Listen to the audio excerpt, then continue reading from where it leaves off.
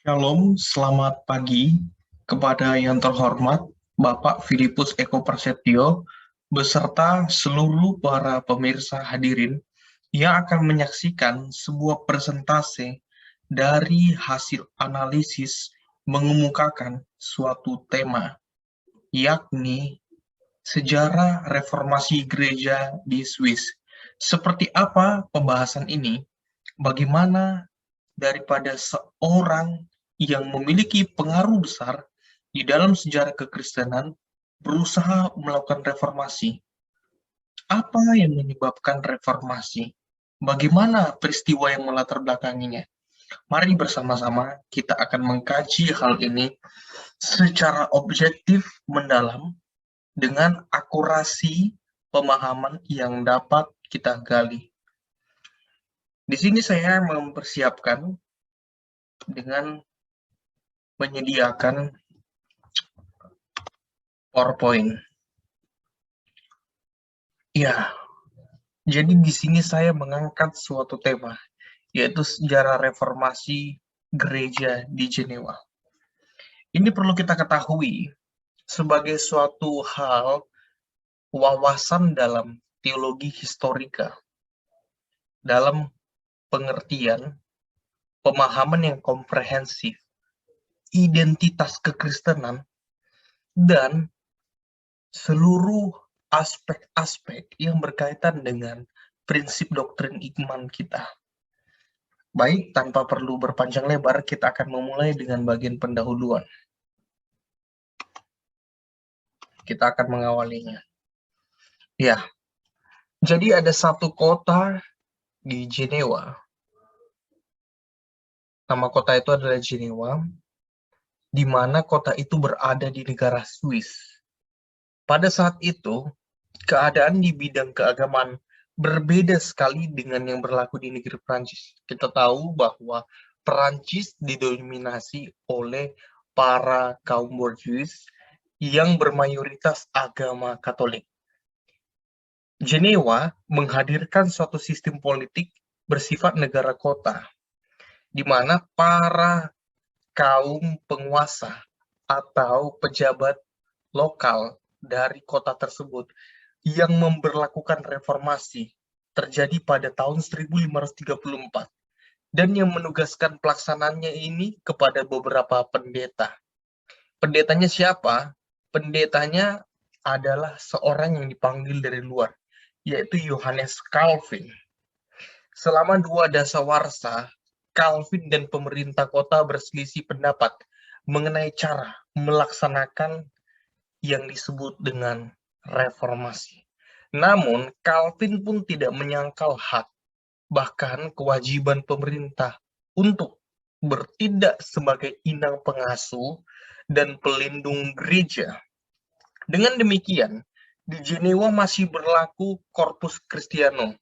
Corpus Christianum itu adalah dialektika penetapan peraturan yang berisikan uraian atau risalah ketentuan gerejawi, di mana umat Kristen yang telah berdiri di Eropa sejak abad keempat. Jadi pada abad keempat mereka sudah menerapkan Corpus Christianum sebagai sebuah aturan yang memiliki kekuatan secara mutlak di kota tersebut. Jadi di abad keempat, itu sejak zaman Kaisar Konstantinus dan Theodosius.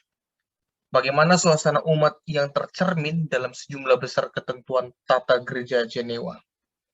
Dalam hal itu, tata gereja ini berbeda dengan tata gereja Perancis yang diatur pada tahun 1559 dan tata gereja Emden pada tahun 1671.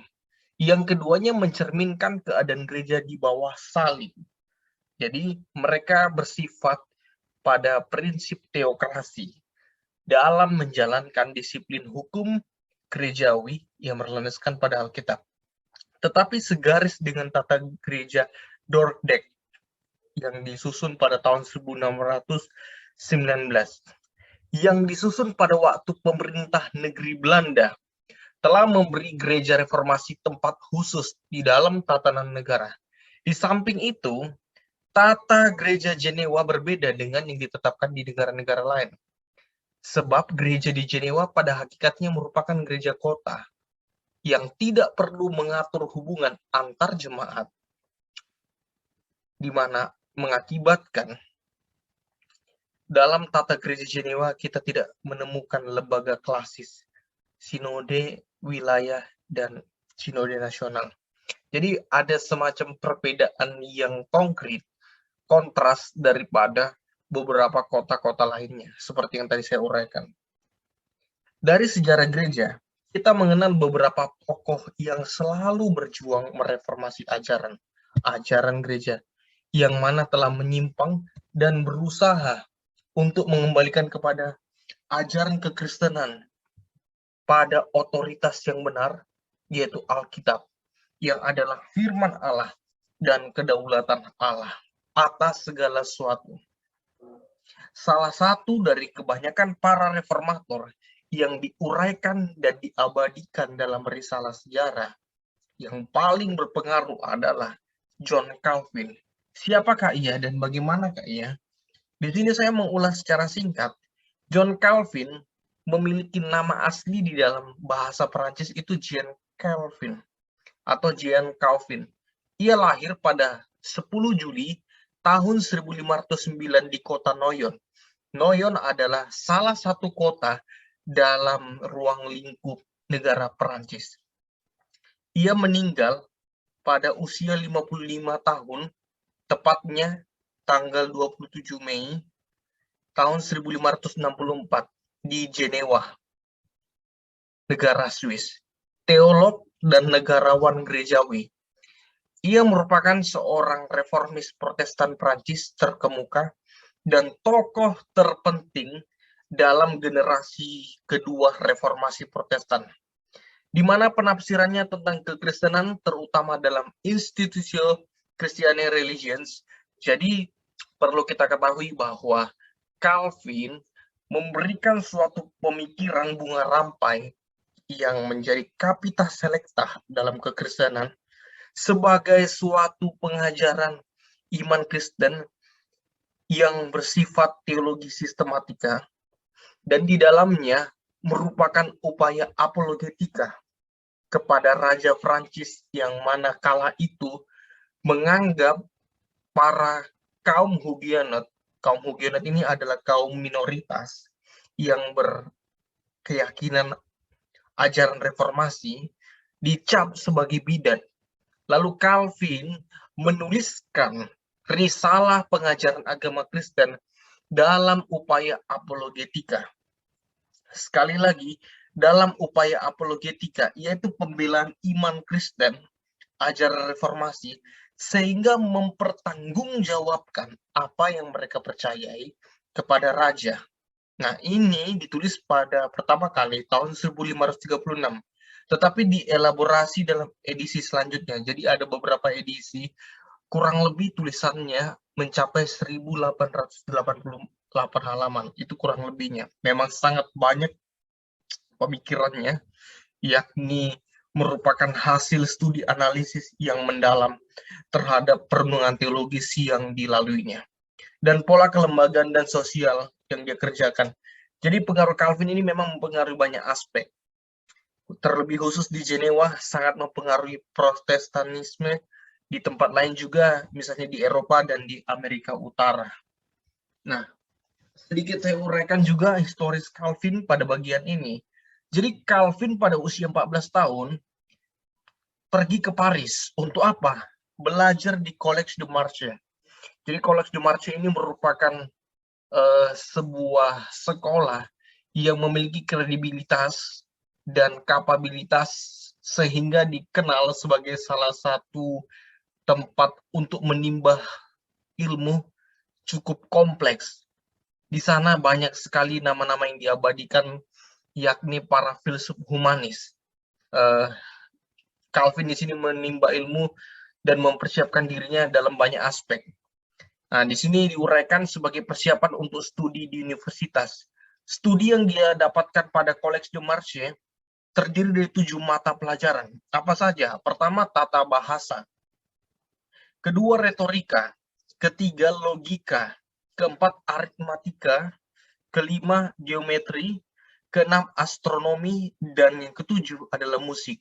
Coba kita bayangkan sejenak, begitu kompleksnya pemikiran Calvin, sehingga inilah yang akan menjadi suatu bentuk pemikiran yang begitu tajam, sehingga dengan ini maka ia mampu memberikan konstruksi pemikiran teologi yang akurat, sistematis, dan hasil intelektual kajian ini suatu hari menjadi bunga rampai atau capita selecta bagi peradaban kekristenan di sepanjang abad. Nah, menjelang akhir tahun 1523, Calvin dipindahkan ke Collège Montaigu yang lebih terkenal. Selama di Paris, ia mengubah namanya menjadi bentuk lain, yaitu Johannes Calvinus, atau dalam bahasa Prancis menjadi Jean Calvin. Selama waktu itu, pendidikan Calvin dibayar oleh pendapatan dari beberapa paroki kecil. Maksudnya, Calvin mendapatkan beasiswa oleh karena ada relasi daripada ayahnya yang saat itu ditugaskan menjadi pegawai memiliki posisi strategis terhadap Gereja Katolik Roma dan memberikan kesempatan bagi Calvin untuk menimba pendidikan atau menimba ilmu secara komprehensif, mempersiapkan Calvin sebagai anak kedua dari 4 bersaudara yang akan meneruskan karyanya di muka bumi. Jadi meskipun ajaran teologis baru dari individu-individu seperti Luther dan Jacques Lefebvre d'Etaples menyebar ke seluruh Perancis atau di Paris tepatnya, Calvin terikat erat dengan Gereja Roma. Namun pada tahun 1527, Calvin telah mengembangkan persahabatan dengan individu-individu yang berpikiran mengenai ajaran reformasi. Kontak-kontak ini mengatur panggung untuk peralihan Calvin ke iman reform. Jadi kita melihat ada suatu riwayat historis di mana Calvin akhirnya menggali pemikiran-pemikiran dari ajaran reformasi, sehingga itulah yang menjadi satu momentum olehnya untuk menggali pemahaman iman reform. Juga saat ini ayah Calvin menasihatinya untuk belajar hukum daripada teologi. Ada satu momen transisi peralihan yang disebabkan oleh konflik politis dari ayahnya kepada Gereja Katolik di masa itu, dan juga alasan berikutnya adalah analisis ayah Calvin terhadap dunia teologi tidak memberikan sumbangsi yang cukup besar baginya untuk memiliki kehidupan mapan di kemudian hari. Maka daripada itu ayahnya menasihatkan Calvin agar melakukan perpindahan jurusan. Jadi pada tahun 1528, Calvin akhirnya atas nasihat ayahnya pindah ke Orleans untuk belajar hukum perdata. Tahun-tahun berikutnya menemukan Calvin belajar di berbagai tempat dan di bawah berbagai sarjana. Saat ia menerima pendidikan humanis pada tahun 1532, Calvin menyelesaikan studi hukumnya dan juga menerbitkan buku pertamanya. Ini buku pertama Calvin, ini perlu kita ingat. Sebuah komentar tentang De Clementia oleh filsuf Romawi, Seneca. Jadi kita bisa bayangkan hasil pemikiran Calvin, yaitu adalah memberikan semacam resensi terhadap pemikiran-pemikiran kuno, yakni hasil representasi pemikiran Seneca. Seneca ini adalah filsuf Romawi yang begitu cerdas, yang sangat dihormati di kalangan para akademik intelektual, sehingga ia mampu memberikan semacam pengamatan yang dapat dipertanggungjawabkan dalam upaya mendeskripsikan kelimpahan ilmu pengetahuan. Itulah mengenai uraiannya. Jadi tahun berikutnya Calvin meninggalkan Paris karena apa? Karena kontak dengan individu-individu yang melalui ceramah dan tulisan menentang Gereja Katolik Roma.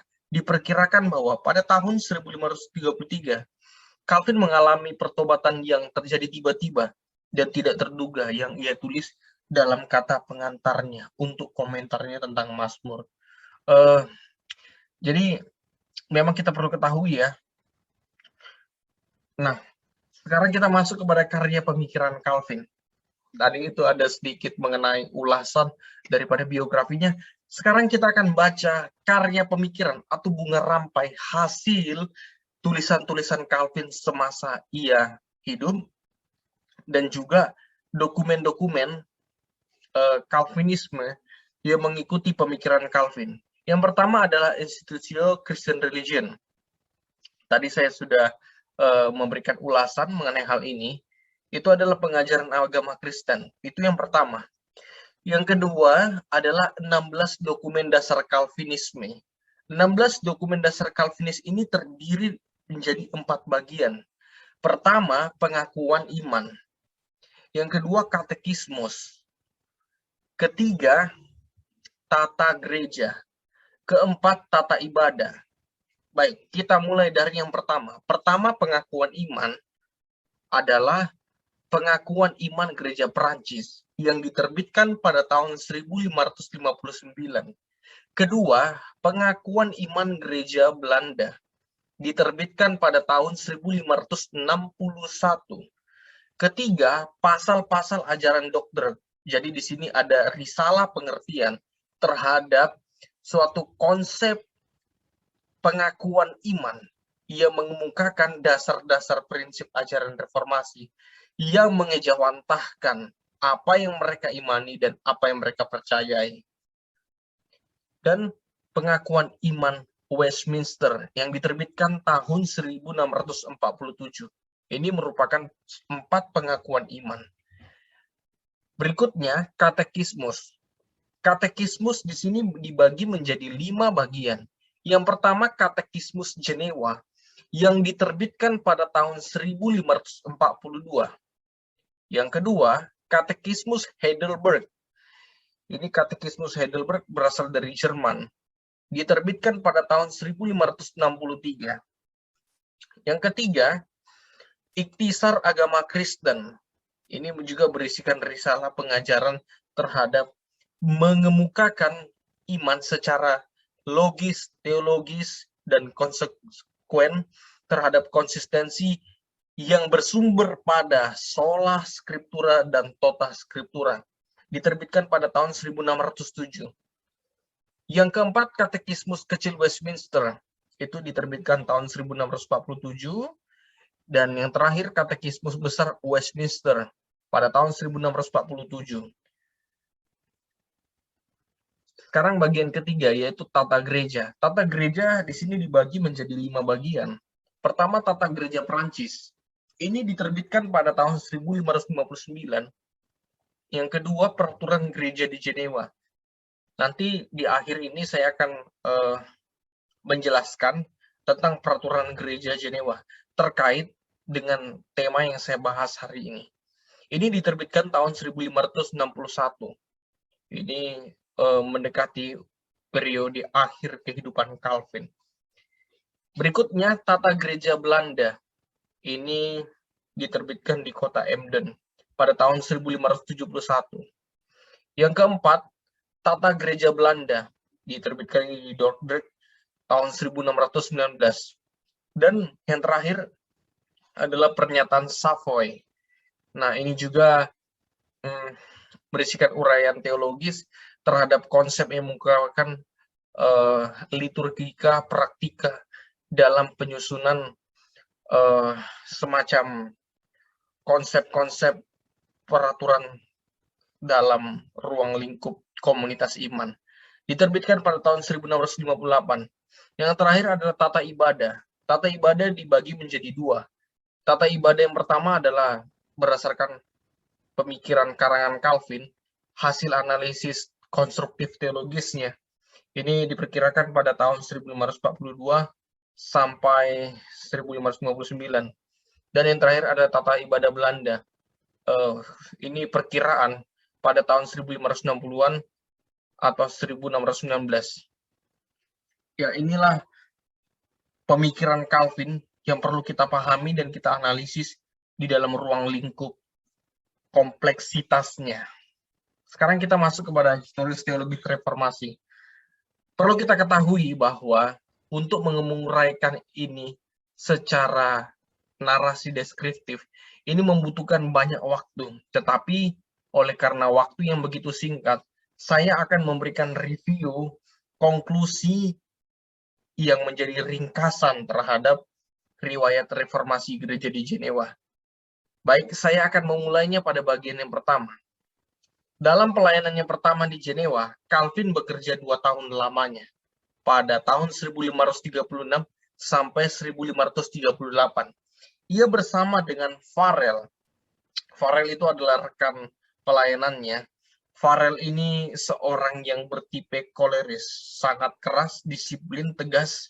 Bila ada hal yang salah, maka Farel, rekannya dalam pelayanan, akan memberitahukan secara tegas, dan ia ingin supaya pelaksanaan Injil tidak mengenal yang namanya kompromi. Wah, memang Farel ini seorang pendobrak yang cukup baik dan efisien di zaman tersebut.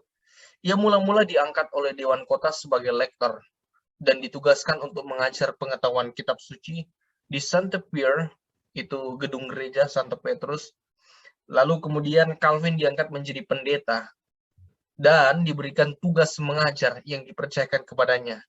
Ia ditunaikan dengan membahas surat-surat Rasul Paulus. Surat Rasul Paulus ini di situ diuraikan dari kitab Roma sampai kitab Tesalonika. Maaf, di situ diuraikan dari tulisan kepada jemaat di Roma sampai kepada jemaat di Tesalonika. Pada bulan Oktober 1536, Calvin diundang menghadiri diskusi di Lausanne, tempat Farel membela ajarannya tentang pembenaran oleh iman, serta penolakannya terhadap ajaran Gereja Katolik Roma, yakni transubstansiasi dan seremoni-seremoni gereja itu, serta beberapa pokok yang lain. Calvin juga mengambil bagian dalam diskusi itu. Banyak orang yang hadir pada masa itu terkagum dengan pengetahuannya. Mengapa? Karena ia memahami secara komprehensif mengenai ajaran bapak-bapak gereja. Siapakah bapak-bapak gereja itu? Pertama, Tertullianus. Yang kedua, Chrysostomus, atau yang lebih dikenal dengan Yohanes Chrysostomus. Ini banyak sekali pemikirannya di dalam pemikiran Kristen Ortodoks Timur Tengah. Ini merupakan salah satu tokoh yang disakralkan karena memiliki pengertian pemahaman doktrinal yang sangat konkret, lalu juga memberikan sumbangsi pengertian terhadap landasan iman Kristen. Dan Agustinus. Nah, Agustinus ini adalah seorang bapak gereja abad ke-5. Ia adalah seorang pelopor pemikiran landasan doktrinal gereja barat. Mengenai pokok-pokok yang dibicarakan oleh pengetahuannya yang mengagumkan itu, banyak orang dimenangkan untuk reformasi. Jadi ini merupakan suatu momentum penginjilan bagi Calvin agar memberikan pemahaman terhadap kekristenan secara objektif.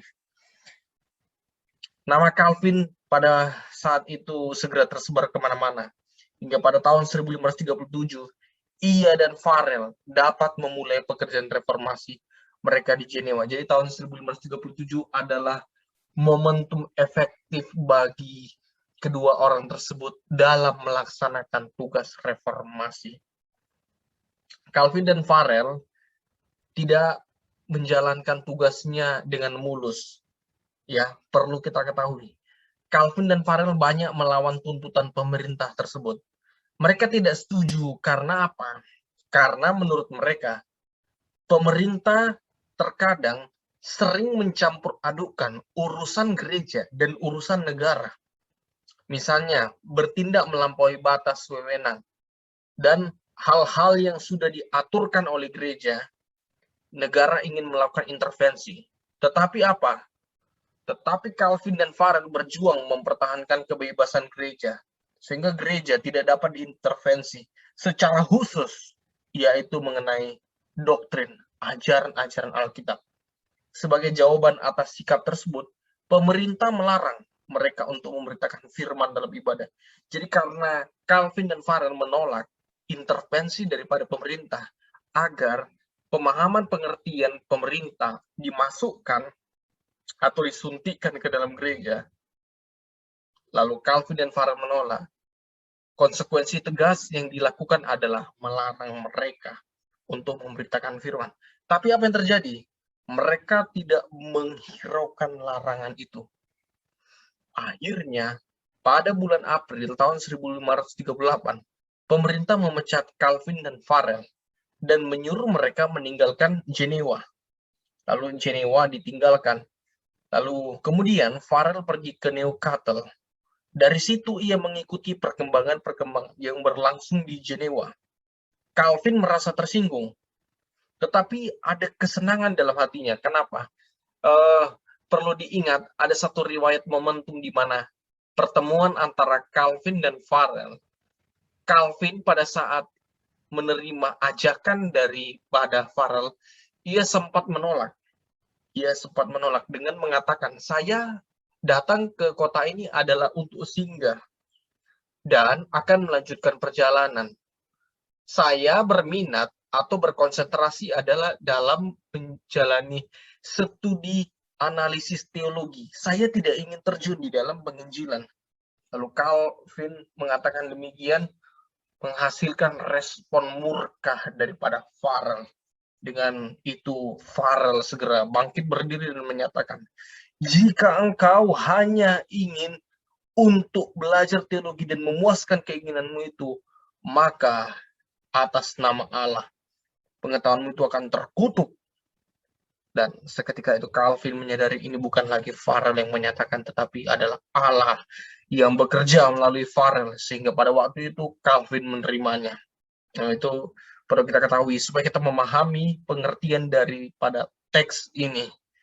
Akhirnya pada bulan April, ini sudah saya tadi sampaikan, Calvin diusir dan Farel akhirnya meninggalkannya. Farel pergi ke Newcastle dan Calvin melanjutkan perjalanannya. Dan ia merasa senang agar dapat berfokus pada studinya. Ia mula-mula pergi ke Bern dan sesudah itu ke Basel. Di kota ini ada seorang rekan pelayanan yang sama-sama berkonsentrasi terhadap ajaran reformasi, yakni Basser. Basser ini adalah seorang teolog reformasi juga. Ia mengirim surat kepadanya dan meminta datang ke Strasbourg untuk memimpin jemaat Perancis yang terdiri dari orang-orang Perancis yang melarikan diri dan mencari perlindungan di Strasbourg. Mula-mula ia agak ragu, namun karena Basser terus mendesaknya melalui surat-suratnya, akhirnya ia memenuhi permintaan Basser dan berangkat ke Strasbourg. Nah, setelah itu, ketibaan Calvin di kota itu, Calvin melanjutkan pekerjaannya selama 3 tahun lamanya. Dari tahun 1538 sampai 1541 sebagai pendeta dari jemaat orang-orang pelarian yang tinggal di Strasbourg. Atas permintaan Capito, ia juga segera memulai suatu kursus teologi. Nah, di sini Calvin sangat senang sekali karena dia bisa menemukan suatu momentum. Saya sering menggunakan penggunaan kata momentum karena ini berkaitan dengan ruang lingkup sejarah, maka itu sebenarnya mendefinisikan satu pemahaman yang konklusif bagi riwayat perjuangan Calvin yang sedang mereformasi pemahaman-pemahaman yang menyimpang pada zaman tersebut. Melalui kursus teologi ini sebenarnya Calvin sedang memberikan reinterpretasi terhadap pengajaran-pengajaran yang telah disuntikkan tanpa mereka mengetahui apakah itu benar atau salah. Jika itu benar berdasarkan apa? Jika itu salah berdasarkan apa?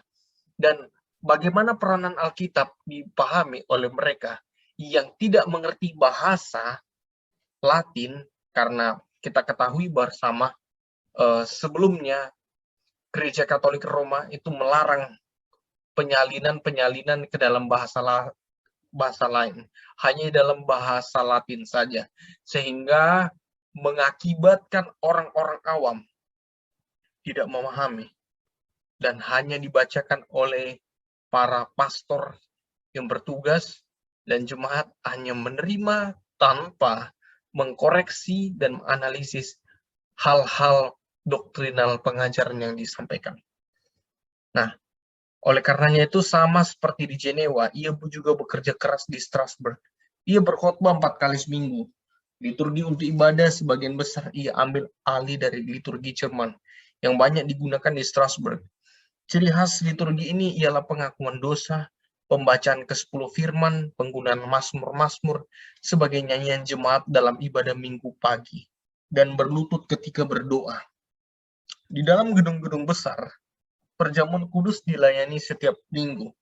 Tetapi di dalam jemaat Prancis dilakukan sekali sebulan. Jadi ada perbedaan, yaitu mengenai frekuensi pelaksanaan perjamuan kudus yang dikarenakan oleh anggaran biaya dari negara serta prinsip pemahaman teologis yang kontras.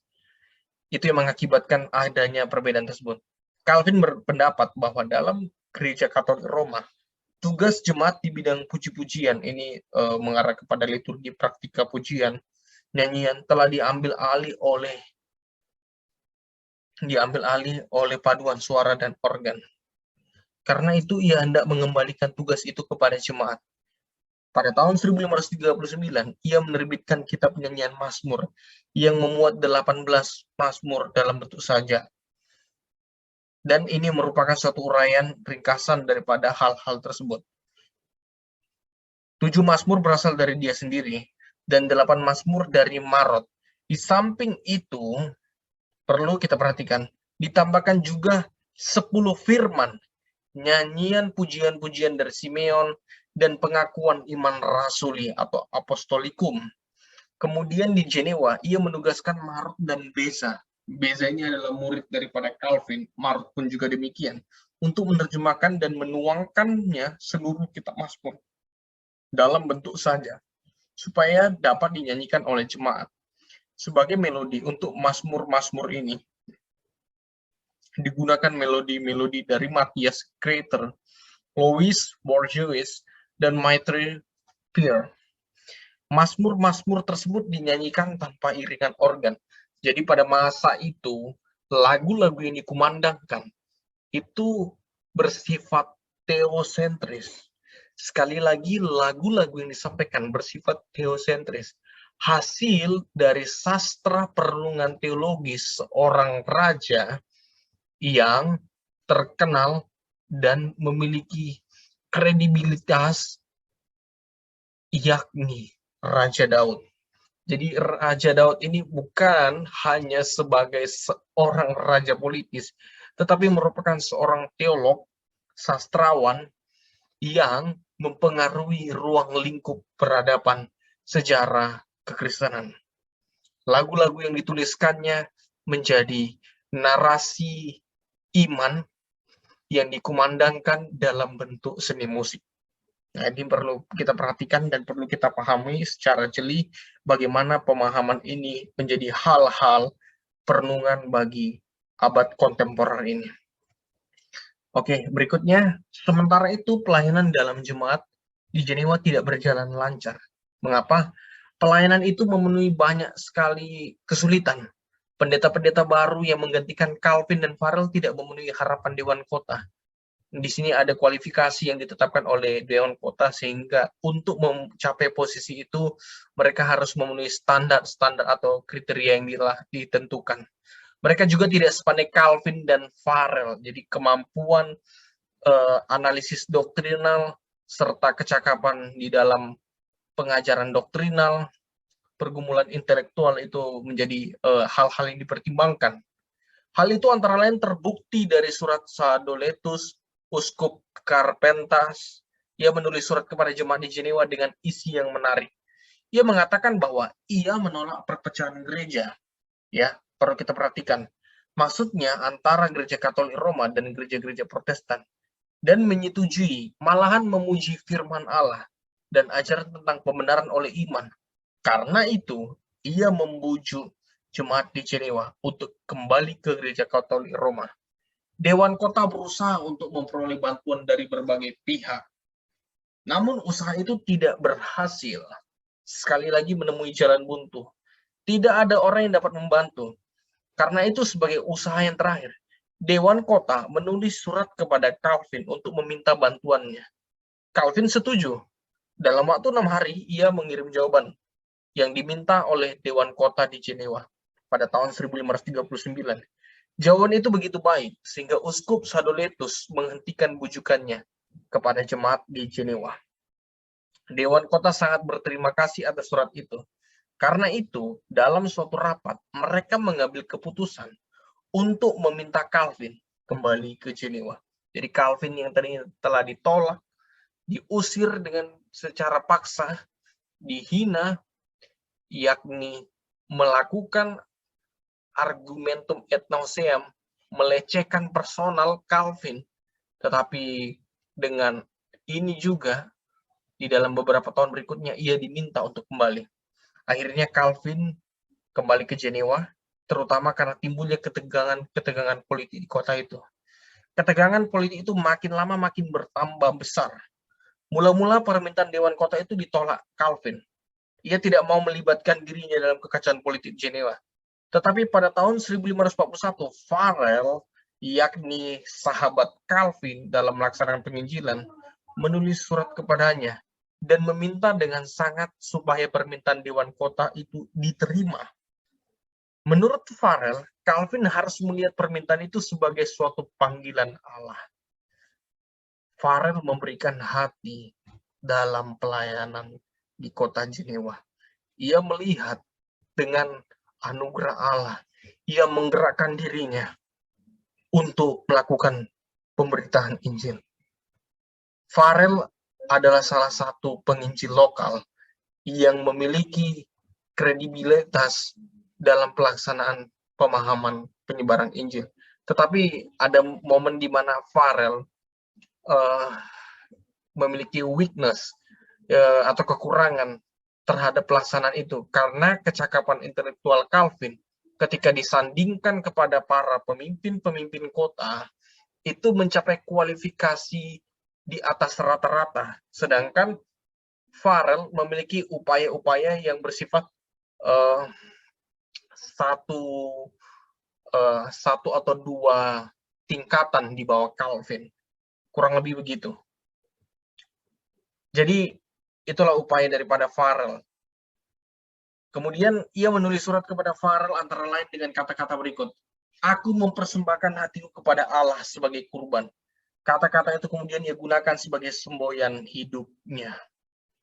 Nah, ini saya menguraikan, yaitu dokumen pengakuan iman reformasi. Dokumen pengakuan iman reformasi di Jenewa ini bersifat politis teologis, yakni yang berisikan uraian risalah berikut. Demi nama Allah yang Maha Kuasa. 1.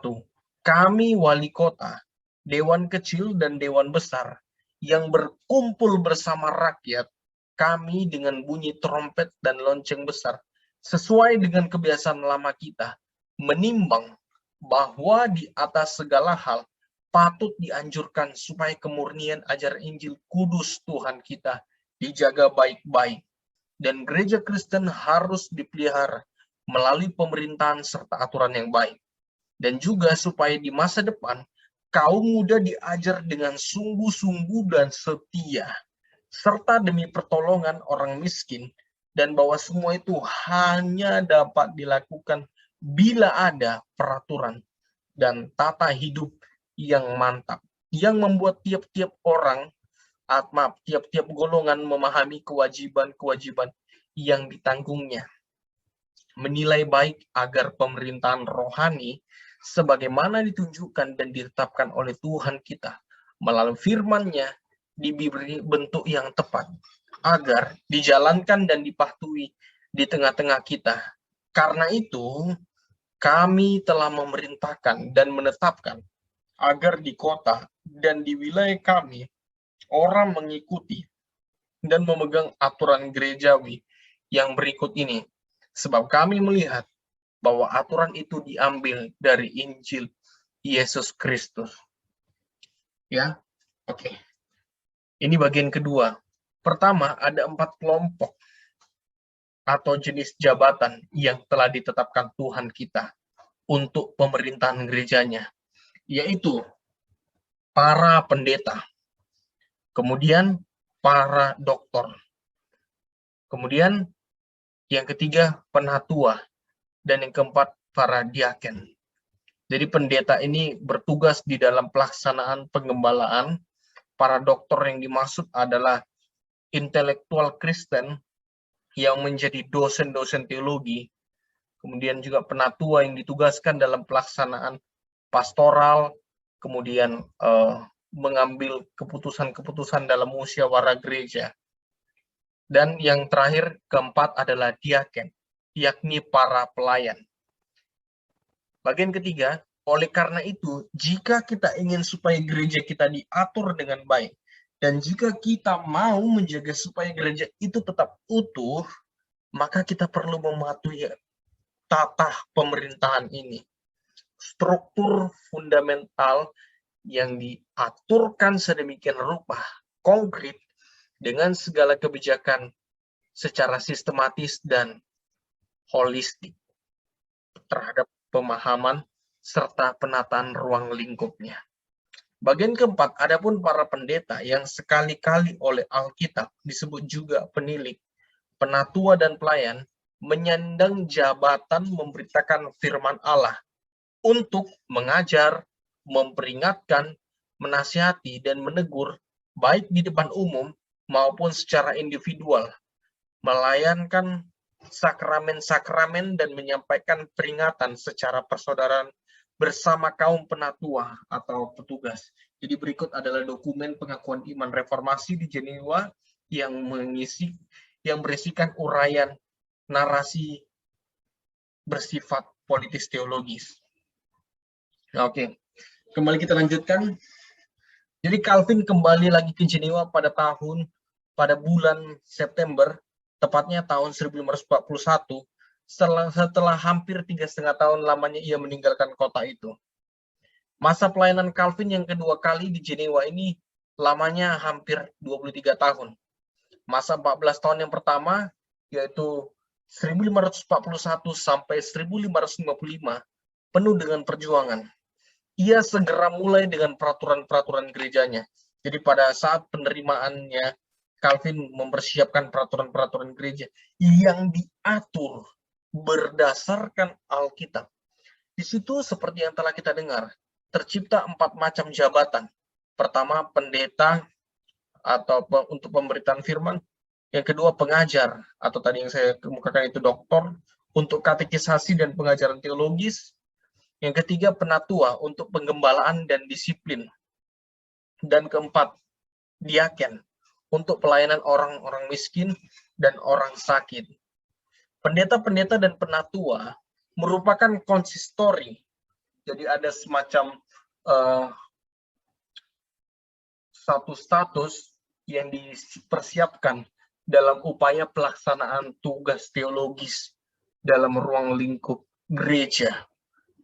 Pendeta-pendeta dan penatua merupakan konsistori yang memimpin jemaat dan melayani penggembalaan dan menyelenggarakan disiplin gerejawi.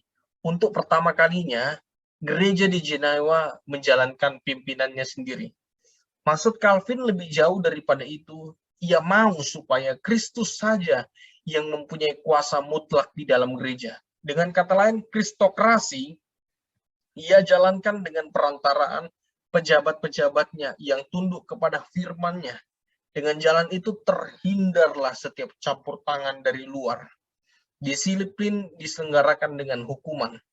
Tiap-tiap penatua mempunyai wilayahnya sendiri dan berhak mengunjungi tiap-tiap rumah tangga. Ia menciptakan berbagai alat disiplin, yaitu nasihat, pengakuan dosa, larangan untuk menghadiri perayaan perjamuan, dan ekskomunikasi. Kalau semuanya itu tidak membantu, orang-orang yang bersangkutan diserahkan kepada pemerintah. Jadi disiplin-disiplin tersebut dijalankan sebagai upaya ketentuan yang bersumber dan berpusat kepada Alkitab. Diharapkan dengan itu, masyarakat di kota Jenewa dapat memahami kelimpahan dan keagungan firman Allah sebagai nilai-nilai etik yang tinggi dengan mengedepankan kehormatan kepada Allah Sang Pencipta. Inilah merupakan hal-hal yang perlu kita ketahui, dan ini momen sesi terakhir dalam hidup dan pekerjaannya. Calvin pada waktu ia dipengaruhi oleh reformator-reformator yang lain, misalnya seperti Basser, Agustinus, Agustinus adalah bapak gereja, dan Martin Luther, itu memberikan pencerahan bagi dia di dalam merenungkan teologi reform yang memiliki konsistensi terhadap nilai-nilai iman Kristen berdasarkan Alkitab. Ya, itu yang perlu kita ketahui. Terutama saat mereka bekerja di Strasbourg, ia menghargai Basser. Basser juga menghargainya. Bukan hanya Basser, juga pendeta-pendeta di Strasbourg. Hal itu mereka ungkapkan dalam surat kesaksian yang mereka berikan kepadanya ketika ia berpisah dengan mereka dan akan kembali ke Jenewa. Dalam suratnya itu dikatakan, mereka antara lain mengatakan bahwa Calvin adalah suatu alat yang sangat berharga dari Kristus. Suatu alat yang tidak ada bandingnya kalau tinjau dari sudut kerajinannya yang luar biasa untuk membangun jemaat dari kemampuannya untuk membela atau apologetika dan menguatkannya atau melakukan praktika pastoral melalui tulisan-tulisannya. Baik, inilah merupakan uraian yang penting bagi kita bahwa Calvin telah memberikan landasan pengaruh yang signifikan di dalam abad ke-16. Oleh karenanya, bersyukur atas providensia Allah yang memimpin kita di dalam peradaban sejarah, supaya kita memahami prinsip-prinsip pemahaman iman Kristen yang telah dikemukakannya menjadi hal-hal yang membaharui kita terhadap apa yang kita percayai dan apa yang kita imani, berfokus kepada pengajaran sola scriptura hanya oleh Alkitab dan tota scriptura oleh Alkitab semata secara totalitas. Kiranya Allah Tritunggal dipermuliakan sehingga memimpin kita di dalam kebenaran senantiasa. Berikut hasil presentasi saya sehingga memperkaya wawasan kita terhadap sejarah gereja umum, khususnya sejarah gereja reformasi di Jenewa. Terima kasih, Allah Tritunggal memberkati. Soli Deo Gloria.